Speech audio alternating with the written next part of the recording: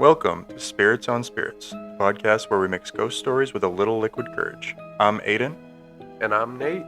and together we'll dive into the eerie, the unexplained, and the downright terrifying, all while enjoying a drink or two. Each episode will explore haunted places, ghostly encounters, and paranormal mysteries, pairing them with the perfect cocktail to keep our nerves steady.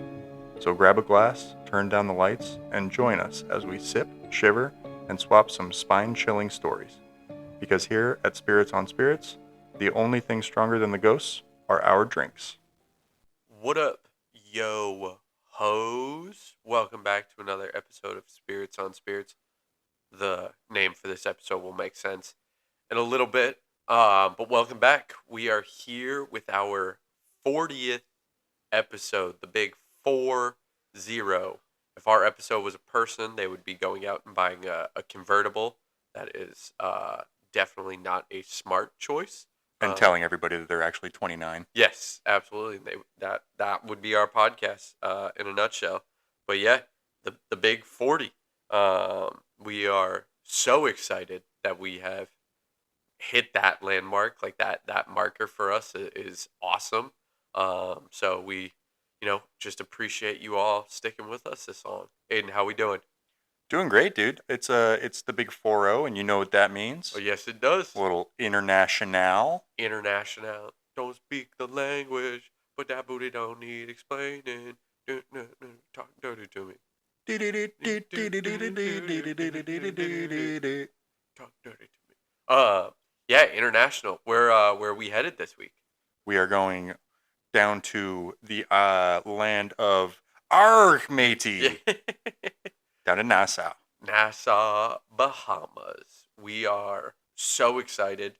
A week from now, I will be in Nassau, so I'm excited about that. So nice. this episode will be extra fun for me because it's hyping me up. I'll be like, fuck yeah, dude.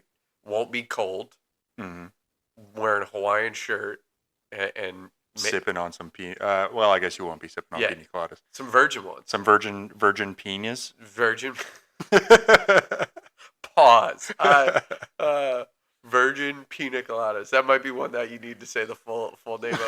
That abbreviation might not be the best. Oh man. But oh man, we digress. We do. You know what else that means, though? What does that mean? Oh yeah.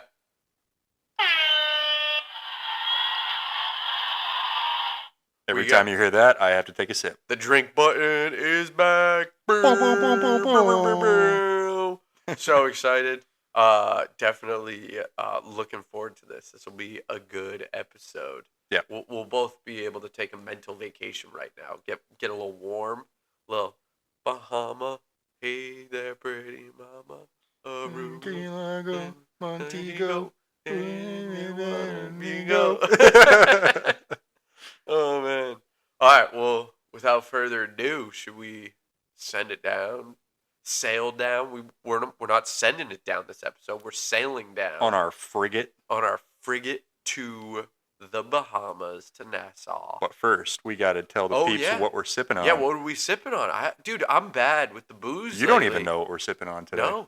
No. So in typical pirate fashion, I'm just going straight up rum.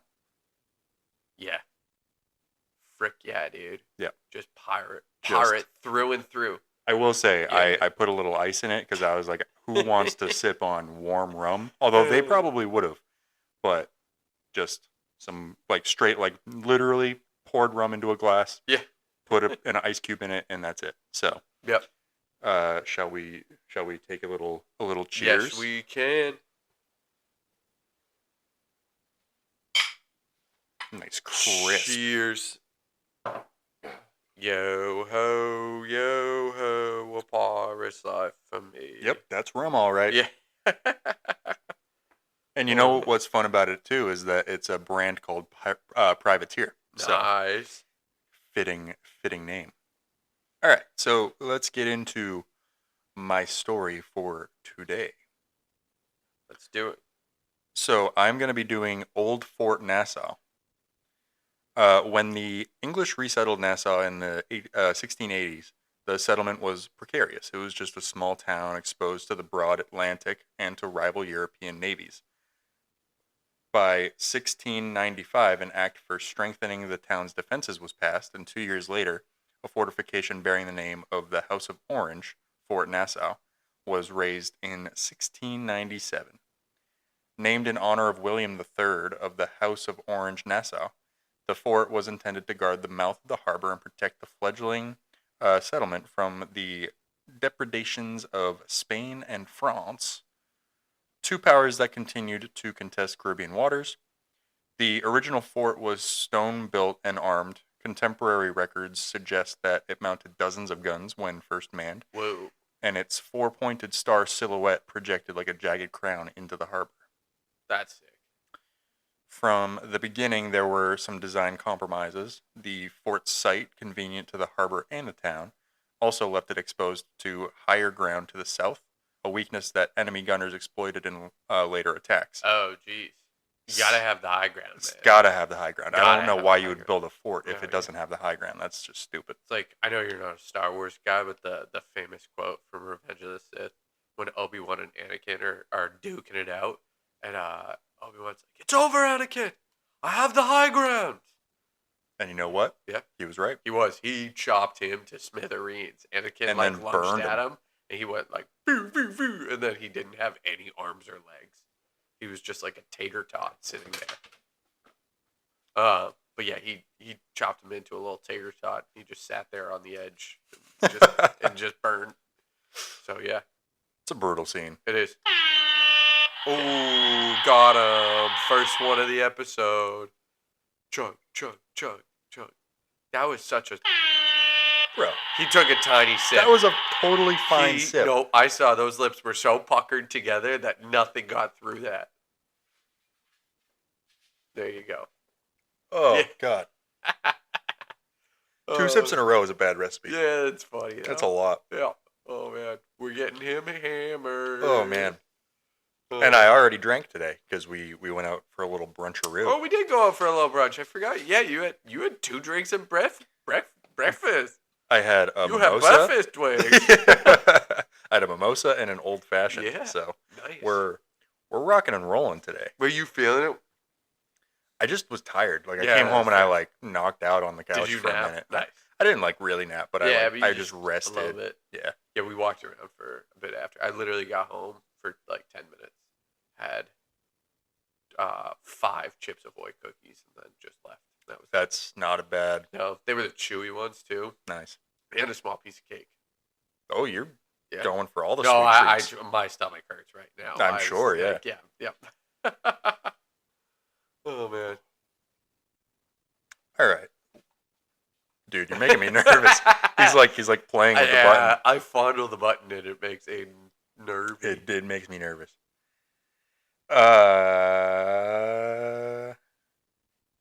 Threw him off. Okay. This game.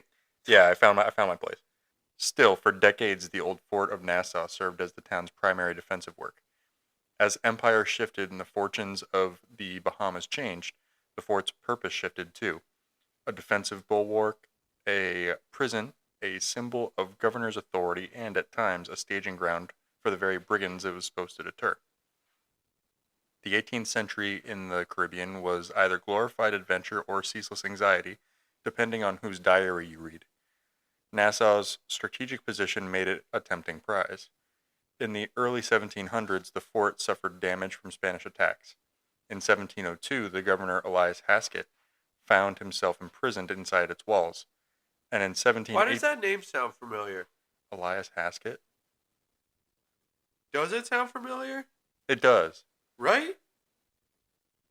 Was there an Elias like Haskins or something that we've talked about before? I feel like there might have been. No. You know who he is? Who?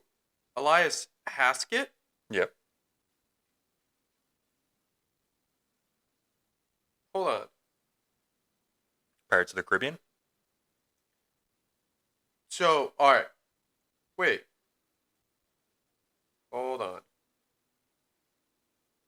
Elias Haskett was Elias Haskett Derby.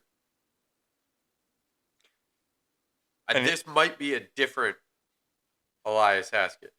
was Elias Haskett Derby the governor of the Well, governor? he was the one who, uh, he was the one who built the Tunnels in Salem. I remember Yeah. that. But was he a governor down in the Bahamas? No. It might be a different Elias Haskett. Maybe it was just must a be. common name back then. Yeah, maybe. But he was imprisoned inside of its walls. And in 1718, the larger drama of piracy in the Bahamas came head on to the island. For years, the shallow governance of the archipelago, combined with its countless cays, secret coves, and lucrative trade routes, had allowed pirates and privateers to flourish. The British Crown, embarrassed by the lawlessness, dispatched forces and appointed a more effective governor, Woodes Rogers, to impose order. Under Rogers and later administrators, the fort's armament and garrison were improved, and a policy of crackdowns, pardons, and public punishments slowly cleared the islands of their most notorious freebooters. That upheaval left marks. The fort was damaged, rebuilt, rearmed, and sometimes neglected. Over decades, frigates and privateers, colonial militias, and visiting squadrons all left impressions in the mortar and stone. In the American Revolutionary period, the fort's vulnerability was exposed again. At one point, colonial forces of allied navies made incursions, and stores of guns and ammunition were secreted away in frantic nights. The pattern was cyclical: conflict, repair, occupation, neglect. By the later 18th century, with new forts, Fort Charlotte and Fort Montague among them, constructed to cover different approaches, the old fort's strategic centrality began to fade. By the late 19th century, the old fort of Nassau was obsolete. Military technology and naval tactics had moved on, the town had expanded, and the stones that once defended a vulnerable port were more useful as foundation and filler. In 1897, the old structure was demolished. In its place, and on much of the same footprint, later generations built new structures. The British colonial Hilton, itself a landmark hotel for more than a century, rose where ancient ramparts once cut wind and salt. Even in its absence, however, the fort's memory clung to the land. Fragments of wall, architectural echoes, and a spate of stories that turned the place from an archaeological footnote into a locus of local legend. Now we'll get into some of the little spooky ghost stories. Coast it up. Long after the cannons of Fort Nassau fell silent, long after its stones were pried apart and carted away, something still remained. Like a drink. Nice. I was trying to figure that out, but I can't find any Oh. connection between Oh. the two. Ooh. Ooh. How you doing? Hey! Oh, man. That is a firm drink. Yeah.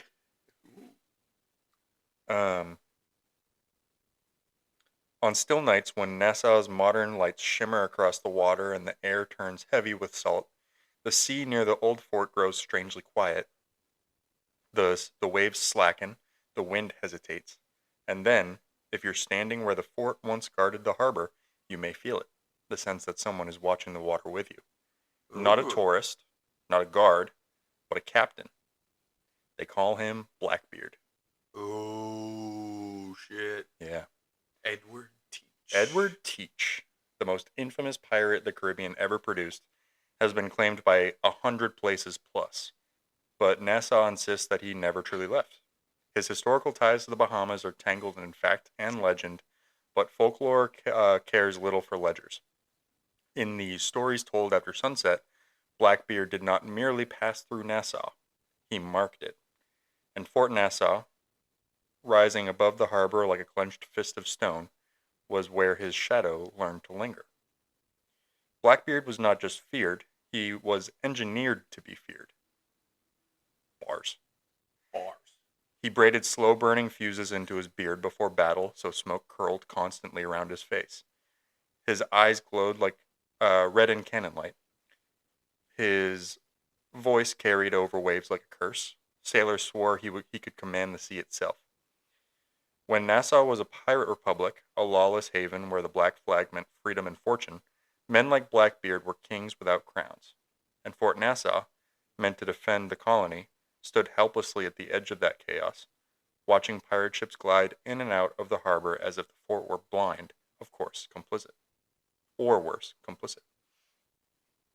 Some say Blackbeard stood on the water below the fort's guns, looking up at the walls with a grin, daring them to fire. But they never did.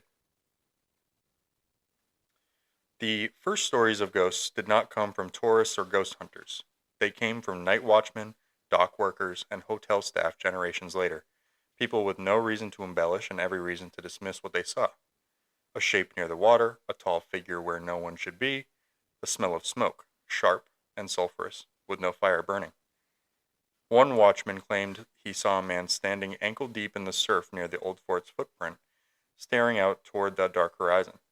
He wore no modern clothes. His coat hung heavy and long, as if soaked with seawater. When the watchman cleared his throat, the figure did not turn. It simply dissolved into mist, leaving behind only the sound of waves lapping against stone that no longer existed.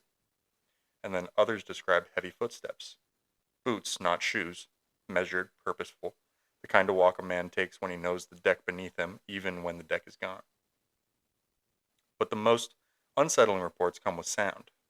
Late at night, near where the fort's walls once curved around the harbor, people hear the faint clink of metal, not the jingle of jewelry or keys, but the dull, dragging weight of chains. Some say it's the sound of prisoners once held in the fort's depths. Others swear it's the echoes of Blackbeard's own rigging, the ghostly sway of an invisible ship anchored just offshore. And there's always the smell of smoke, the scent of slow-burning fuse cord, which is the same that Blackbeard was well known to wear in his beard before battle. Which is crazy. Dude, I can't imagine, how did his beard not just, burn off? I don't know. It makes no sense to me. It makes no sense.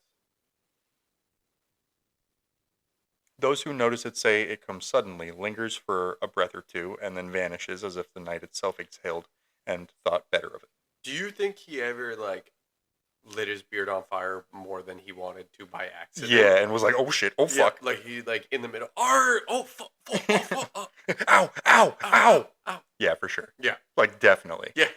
But he had to play it cool. Yeah. I'm fine, guys. You alright, Captain? Yeah. Fuck you. Meanwhile, third-degree burns are happening on his face. Some guy asks him if he's alright, he shoots him in the head. Any of you other blubbers want to ask me? They're like, no, I guess not. No, you're just worried about you, man. I don't know. Got him.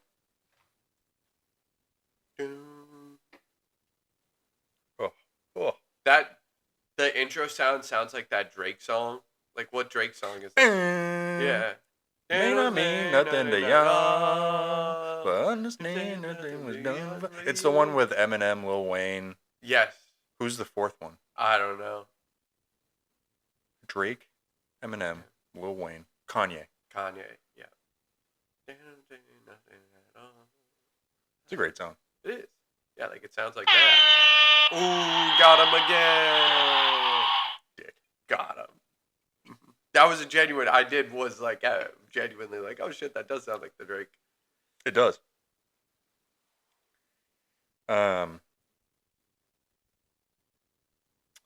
Folklore offers an explanation for why Blackbeard's spirit never sailed on. Blackbeard died violently, beheaded in battle in 1718, and his body was thrown into the sea. Sailors claimed his headless corpse swam once around the ship before sinking, a final act of defiance. I mean, come on, really? Yeah. According to Bahamian legend, a man who dies with that much rage, that much unfinished will, cannot simply rest. And Nassau was never finished with him. This was the harbor that fed the pirate republic, the waters that hid stolen ships, and the town that thrived while empire looked the other way. Fort Nassau watched it all. Some say Blackbeard's ghost returns not to haunt the living, but to claim his kingdom, pacing the shoreline as if waiting for a fleet that will never return. Others believe he is bound to the place by pride, unwilling to leave a harbor that once bent to his will. And then there are those who whisper a darker reason. They say that Blackbeard is still guarding the harbor.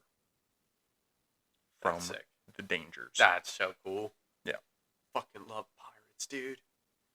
So then, like, there's Blackbeard, and then there's the martial ghosts, so like the soldiers, imprisoned governors, and chained men whose footsteps echo through the foundations. Oh. Rumors speak of the sound of chains, the clink of iron in the darkness, and the glimpse of a figure in period uniform at the place where cannons once pointed seaward. Several tour guides and local storytellers evoke prisoners who died within the fort's stone, whether from wounds, torture, or the miserable rot of disease in crowded cells, and insist that their presence lingers. People report cold spots near surviving sections of wall, the smell of damp rope or tar where nothing visible remains, and the unmistakable sense of a line of sight, all as if sentries were still watching ships on the horizon. Accounts of hauntings around the old fort tend to fall into a few patterns. Some visitors claim sensory experiences that lack a visible cause, like the sudden chills, an inexplicable dampness, the echo of voices just beyond hearing. Others assert more cinematic sightings, a tall bearded man in period dress seen on the old gun emplacements, which is usually associated with Blackbeard, Sure. or the line of soldiers on guard duty. So sick. Super sick. A number of travel blogs and paranormal lists include Fort Nassau and roundups of haunted Bahamian sites. Local ghost tours sometimes incorporate the fort into larger narratives about Nassau's pirate past. Arg, matey. Dude, I wonder if I'll go to the fort. You should. I should. Why are you wondering? It's something that's very much within your control. That is true. The only person who can decide that is you. Mm-hmm. Well, finish your story, and then I'm going on a. Did I tell you I'm going on a pirate tour of like all the different pirate locations in Nassau? I think you did tell me. I can't remember if that was on the podcast or separate. Oh, okay. But I don't know. I don't know what the list of locations is. But you should make a point of going to where the fort once was, and Yeah. see if you can see Blackbeard. That would be. That would be so sick. That would be so cool. And then there's the more mundane, like the tourists overhearing a local storyteller, or like hearing ambient noises and associating it with something supernatural. But still, like the recurrence of certain things, like the chains and seeing Chain Blackbeard, Yeah. and stuff like that, and the soldiers and all that stuff across decades. I feel like that's pretty telling. That's legit. Pretty legit. So that is Old Fort Nassau. What are you rating it? Oh yeah, I forgot that we're doing that. Yeah. I will go. Got him. See if I can like. He's trying to hump the button. So I'm gonna go haunt. Nice. It's just missing the ED. Because again, I feel like it's always like the outdoor places. Like it just doesn't feel as like. Can you stop fucking touching the button? It just doesn't feel as realistic to me. Got you. Okay. Or like it feels like there's more explanations. How come? Because there's more factors. Like there's wind, there's random outdoor noises. I feel like Nassau's a pretty happening place. So that's fair. There's just like random shit going on. Well, yeah, but is the fort near any, like where the fort was? Like, is that near anything? I mean, usually it was like forts are pretty like out there.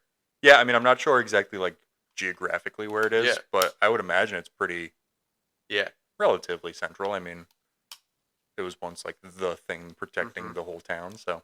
Dude, I'll have to make sure that I'm like up and like watching as we like sail into Nassau and get like try to feel like Blackbeard would. Yeah, you should. Like seeing the city. Well, because I'll be able to see where the fort was.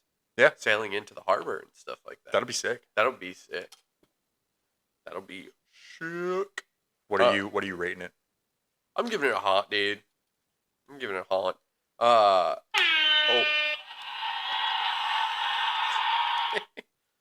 The funny part of that one, that was fully by accident. I took the battery thing off, and I was trying to put it back on. Then I hit the button. I was like, oops. Oops a day. Oops a daisy, fucking on your bitch so crazy.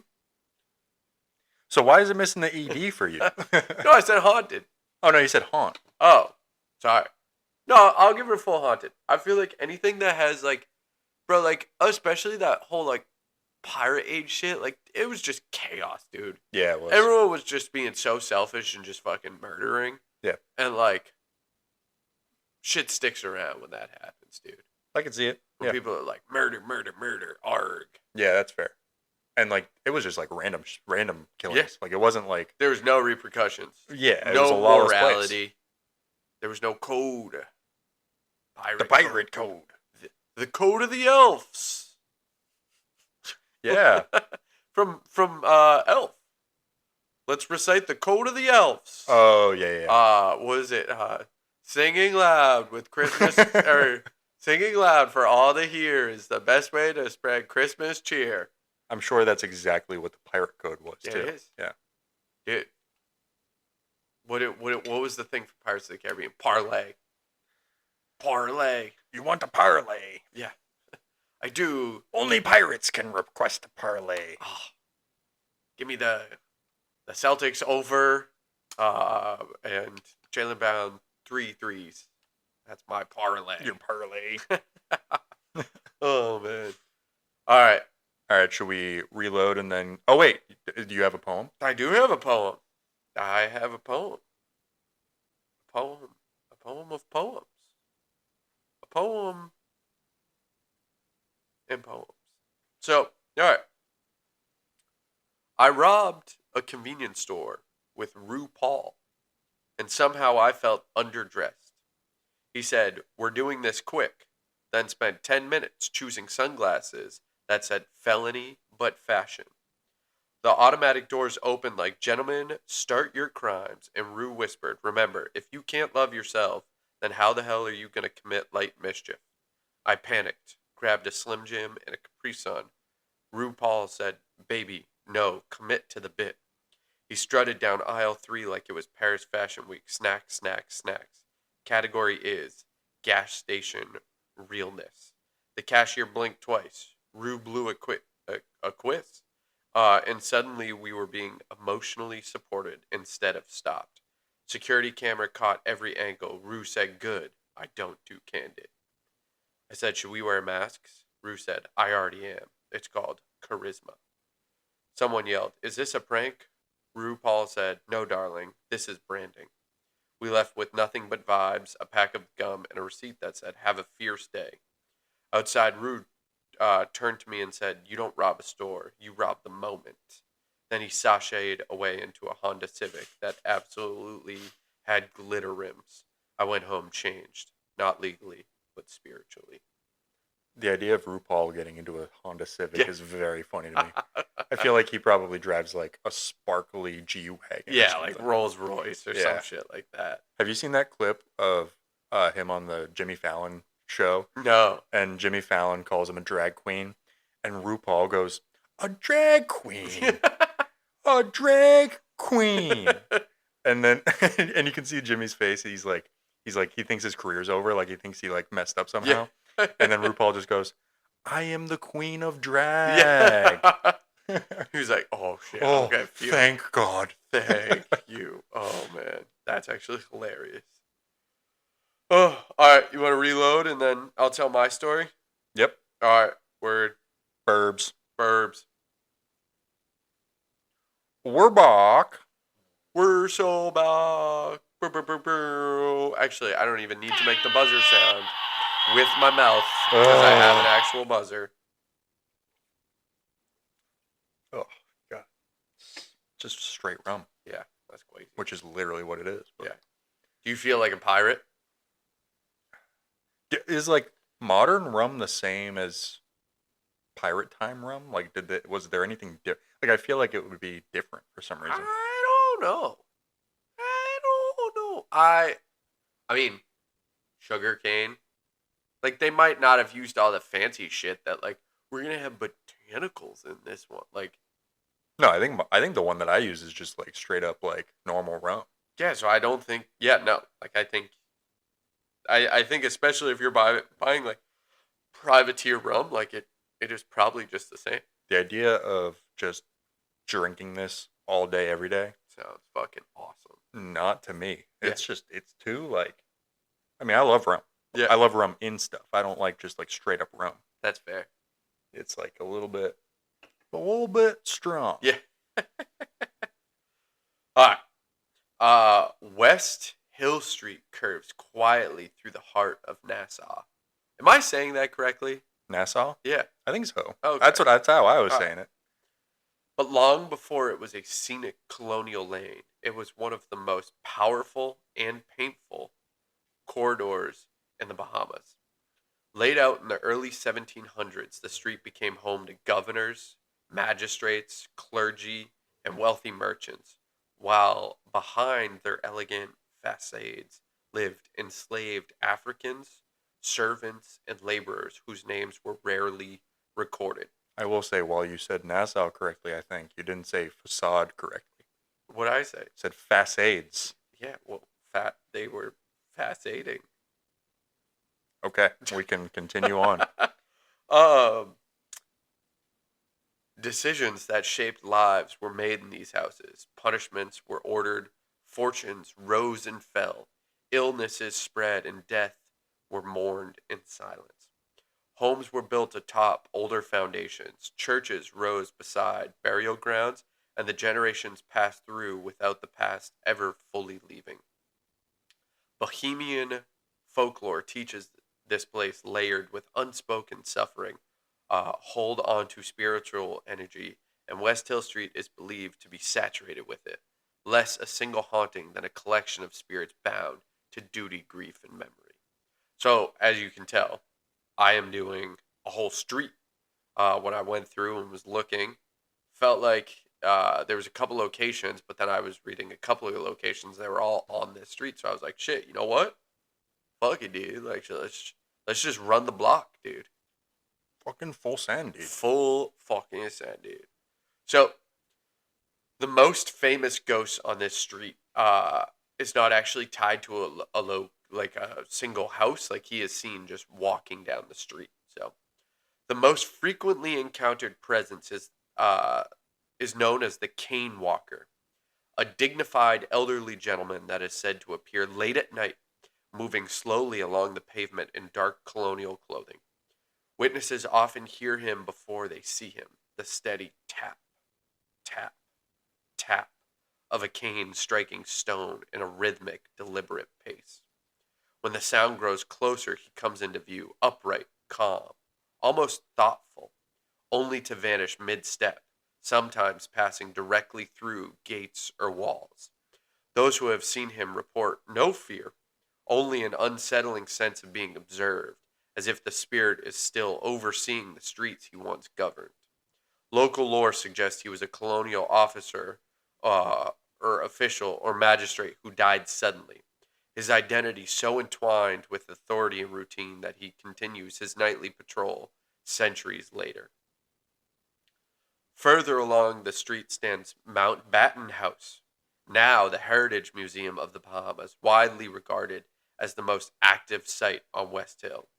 Inside, visitors and staff have reported footsteps echoing through empty upper floors, doors opening and closing on their own, and curtains stirring in still air. A shadowy male figure, often called the Watcher, is said to stand near staircases or doorways, silently observing anyone who lingers too long. That makes sense because he's the watcher. Yeah, he be And watching. He be watching. He be watching. I be watching and waiting. Is that even a song? Oh, yeah. Trying to get dirty. Gonna get me right and dirty. Oh, man. There's been a lot of singing this episode. Yeah, hi. A lot of live karaoke. Yeah, I hope we get copyrighted. Actually, I take that back. I don't know if we get copyrighted. We would both be thoroughly freaked out. Others describe a woman in white, dressed in period clothing, appearing briefly near windows or hallways before fading away. The energy inside the house is described as heavy, almost pressurized, and activity reportedly intensifies at night or during storms. Many believe the spirits are remnants of multiple lives lived within the home, owners, servants, and enslaved individuals whose emotions imprinted themselves on the walls. On quieter stretches of West Hill Street, a softer but more disturbing presence is sometimes rather heard than seen. The crying child. Late at night, residents and passerboys, pass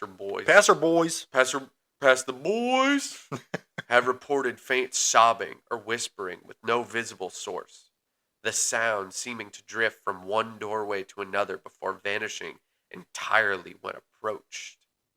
The phenomenon often accompanied by sudden cold spots or an overwhelming feeling of sadness. The spirit is thought to be connected to the high rates of infant mortality during Nassau's colonial era, especially among enslaved families who lacked medical care.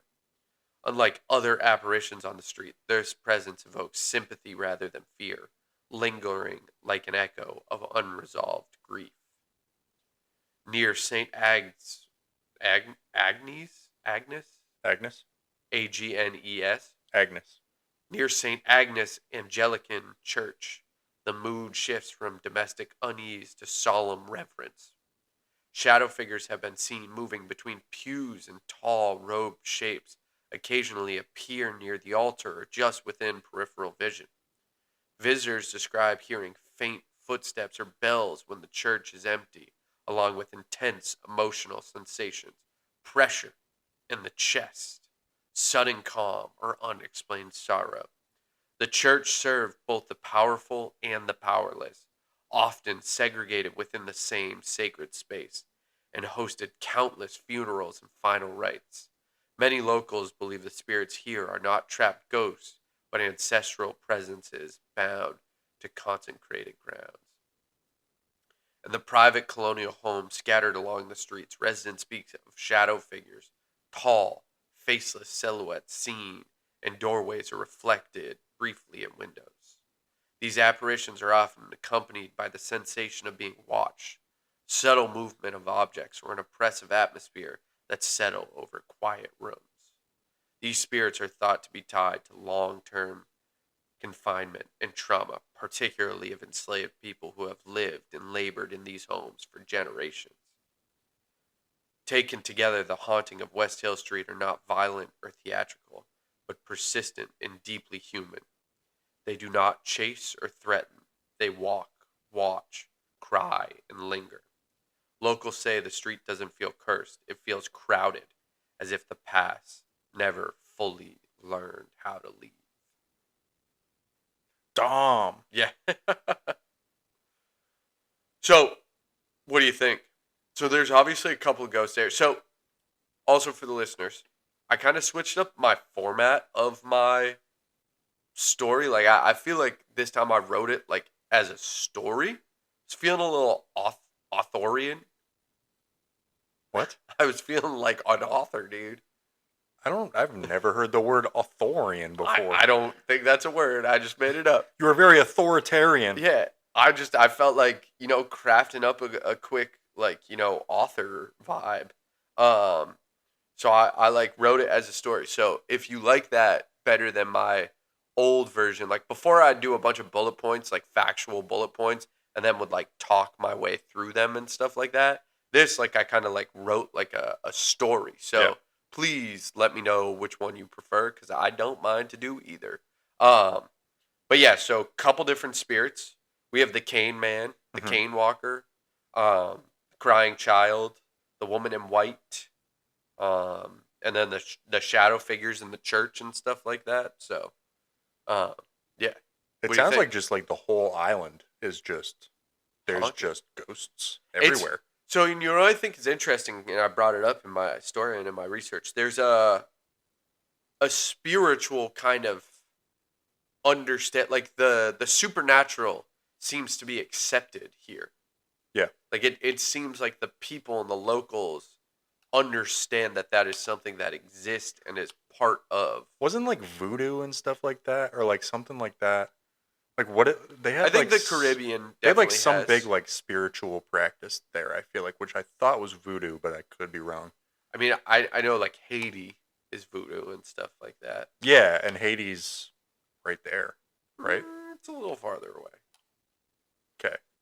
I mean, it's not like far. Like you're closer than you would be to Russia. Like you can't see Russia from there. Can't see Russia from their house. I can see Russia from my. I can see Russia from my house. But yeah, I think like there's definitely and I mean a lot of these communities that especially deal with, you know, yeah, like not heavy stuff, but like I don't know, like, you know, I think communities on the ocean have a very fascinating spiritual relationship because the ocean's such a you know, magnificent, powerful thing that it is almost like Alive. alive and magical, and you know, you don't understand why, you know, storms come in versus when they don't come in, and all that. Like you're at the mercy of the ocean when you live on one of these smaller islands and stuff like that. So I do think that there is a unique relationship with spirituality because you've seen it take, you know, from you, from your family and stuff, but you've also seen it give. Like most of them, you know, economically and fishing and food and all that stuff, salt, and health. Like you have a cut, you walk into the ocean, the salt helps clean it, yeah. But it also can take away, you know, your child, your child, and everything you've ever loved and stuff like that. So yeah. it is like there is a complex relationship, I feel like, with the ocean and stuff like that. So that is fair. I've never really thought of it that way. Yeah. Yeah, I'll go like Han. I think it's like less convincing than the fort for the same reasons that I think that the fort is not 100% convincing. It's outdoors. There's just a lot of different like things going on. Yeah. A lot of different vibes. So that's I'll give it a Han. What do you think? I think I'm probably going haunted. I think, I don't know, like it just, like I said, like there just seems like a lot going on this street. Feels crowded. Like the street feels crowded. There's so many different stories and past, and especially like, you know, like think of like these colonial streets where like the houses are big, but they're right next to each other and stuff like that.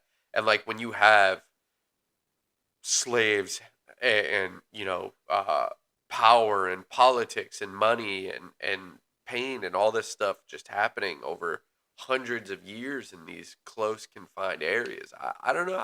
I'm going haunted. All right. I'm going haunted. That's fair. Yeah. That's fair. So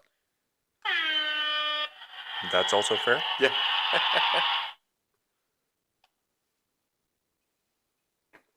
Oh man. Yeah. That's brutal. Oh man. All right. Well, let us know what you think. Yeah. Give us your rating. Yeah. In the comments. Yeah. And also like, subscribe, follow, all of the things. Yeah. If you don't, Aiden will tickle you. I mean, I wouldn't go that far, but I'll be very upset. He's gonna come around. He's just gonna tickle tummies.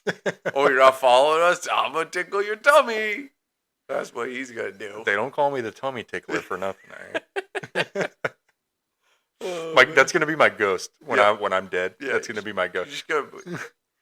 They say that there's a tummy tickler. Yeah. Why have we not found a ghost that has tickled before? Because it's fucking weird. I know, but come on. Of all the ghosts, we've found ghosts that have pulled hair, strangled, tried to like... Showed up in like women's showers. Yeah, like tried to get down and dirty and stuff like that. We've never found one that's like, I'm gonna tickle you and stuff like that. I'm gonna get you. I'm gonna get you. All right, well, that was episode 40. We will see you again for episode 50 for another international. It's crazy that we're the next international episode will be episode 50. So, hey, we appreciate you all. Please keep listening. Please keep reaching out and stuff like that. And, you know, stay spooky. Peace. Peace.